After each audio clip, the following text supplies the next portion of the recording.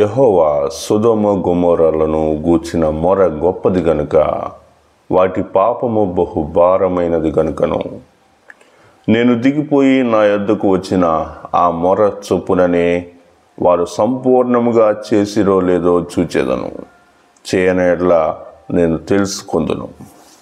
తెల్లవారినప్పుడు ఆ దూతలు లోతును త్వరపెట్టి, లెమ్ము, ఈ ఊరి దోష శిక్షలో నశించిపోకుండా నీ భార్యను ఇక్కడి నుండి నీ 2 కుమార్తెలను తీసుకుని రమ్మని చెప్పిరి. అబ్రహాము ప్రభువుతోటి, ప్రభు కోప్పడిన యెడల నేను ఇంకొక మారే మాట్లాడేదను, ఒకవేళ అక్కడ 10 మంది కనబడుదురేమో అనినప్పుడు ఆయన ఆ 10 మందిని బట్టి నాశనం చేయకయుందున నేను. లోతు సోయరుకు వచ్చినప్పుడు ఆ దేశంలో సూర్యుడు ఉదయించాను.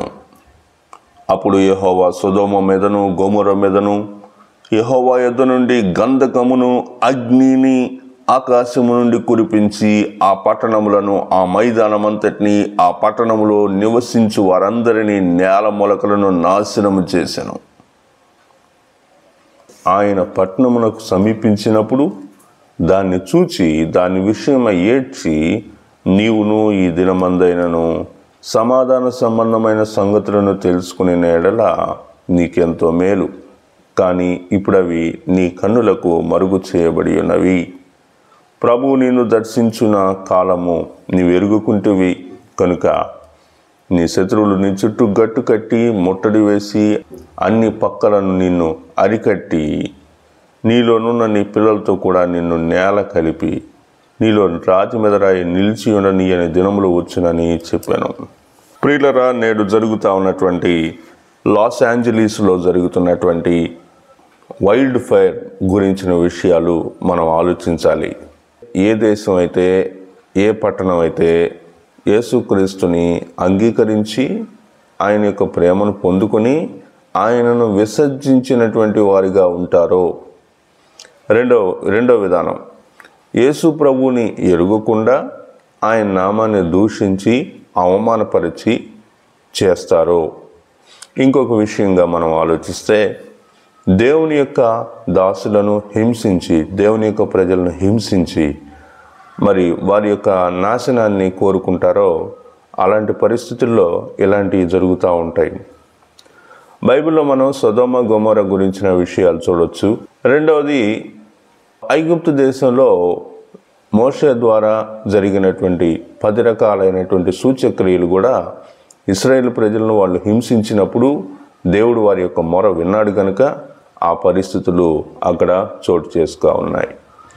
ఆ తర్వాత ఇరాక్ దేశాల్లో ఉన్నటువంటి మొసూల్ అనేటువంటి ఒక పట్టణంలో కూడా 20 సంవత్సరాల క్రితం క్రైస్తవులను ఊచకోత కోసినటువంటి ISIS అనేటువంటి వాళ్ళు దాని మీద జరిగినటువంటి మరి యుద్ధాలు కానీ మరి వాటన్నిటిని బట్టి ఇప్పుడు మొసూల్ అనే పట్టణాన్ని మనం మ్యాప్లోనే చూడలేం. మొసూల్ అనేటువంటి పట్టణము నాశనం అయిపోయినటువంటి స్థితిలో చూస్తూ ఉన్నాం. ఆ తర్వాత బ్రెజిల్లో కార్నివాల్ అనేటువంటి ఒక ప్రోగ్రాం జరుగుతూ ఉంటుంది. ఆ కార్నివాల్ అనేటువంటి దాంట్లో కూడా యేసు ప్రభువుని చేతగాని వాడిలాగా, ఒక కమీడియన్ లాగా దెయ్యం వచ్చి యేసు ప్రభుని కొడుతూ ఉంటే యేసు ప్రభు భయపడి ఏడుస్తున్నటువంటి వానిగా వాళ్ళు చూపిస్తారు. కార్నివాల్కి వచ్చినటువంటి వాళ్ళందరూ కూడా దృశ్యాన్ని చూసి వాళ్ళు కూడా నవ్వులాట్లాగా తీసుకుంటారు. అక్కడ దేవుని యొక్క నామం అవమానించబడింది కాబట్టి ఆ తర్వాత వారంలో పెద్ద తుఫాను అక్కడ వాళ్ళ మధ్యలోనే వచ్చి కొన్ని వందల కుటుంబాలు, వేల కుటుంబాలు నాశనమైనటువంటి స్థితి మనం చూస్తూ ఉన్నాం. ఎక్కడైతే దేవుని యొక్క వాక్యం అనేటువంటిది ఉండదో, ఎక్కడైతే దేవుని యొక్క నామం దూషింపబడుతుందో, ఎక్కడైతే దేవుని యొక్క నామం అవమానింపబడుతుందో అక్కడ దేవుడు ఇట్లాంటి కార్యాలు చేసి చూపుతాడు. ఎందుకని? నేను ఉన్నాను అని చెప్పటానికి, నేను రోషము కలిగిన దేవుణ్ణి అని చెప్పటానికి ఇవన్నీ కూడా రుజువులు అన్నమాట.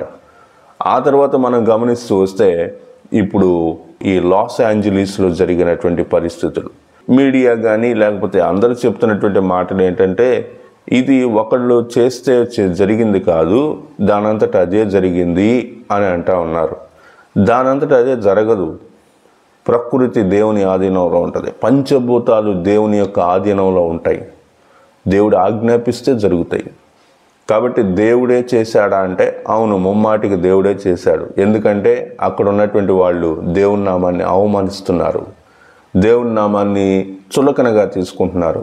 ఒకానొక వీడియోలో చూస్తే దేవుడు అనేటువంటి అంశానికి అసలు ఎవరు కూడా ఓటు వేయలేదు అనేటువంటి ఒక వీడియో గమనిస్తే దాంట్లో అర్థం ఏంటి? దేవుడితోటి మాకు సంబంధం లేదు, లేకపోతే దేవుడు అనేవాడితో మాకు అవసరమే లేదు అనుకుంటే దేవుడికి మాత్రం మనం అవసరమా? వీళ్ళకి నేను అవసరం లేదన్నప్పుడు నా శక్తి ఏంటో వాళ్ళకి తెలియాలి అని దేవుడు అక్కడ చూపించాడు. అయితే అబ్రహాము లోతు విషయం గురించి, సొదొమ గొమొర గురించినటువంటి విషయాన్ని గురించి మాట్లాడుతూ వచ్చినప్పుడు అబ్రహాము ఆ సొదొమ గొమొరలో ఉన్నటువంటి లోతు కుటుంబాన్ని బట్టి కావచ్చు, మరి దేవుణ్ణి అడుగుతాడు, అయ్యా అక్కడ కనీసం 10 మంది నీతిమంతులుంటే ఆ పట్టణాన్ని నాశనం చేయకుండా ఉంటావా అంటే 10 మంది నీతిమంతులుంటే నేను నాశనం చేయకుండా ఉంటానని చెప్తాడు. కాబట్టి దీన్ని బట్టి మనం ఏం అర్థం చేసుకుంటున్నామంటే లాస్ ఏంజలీస్లో కూడా మరి ఆ పట్టణం అంతా కూడా దగ్ధం అవుతూ తగలబడుతూ ఉన్నటువంటి సమయంలో కూడా ఒక ఇల్లు మాత్రం మరి దగ్ధం అవ్వకుండా కనిపిస్తుంది.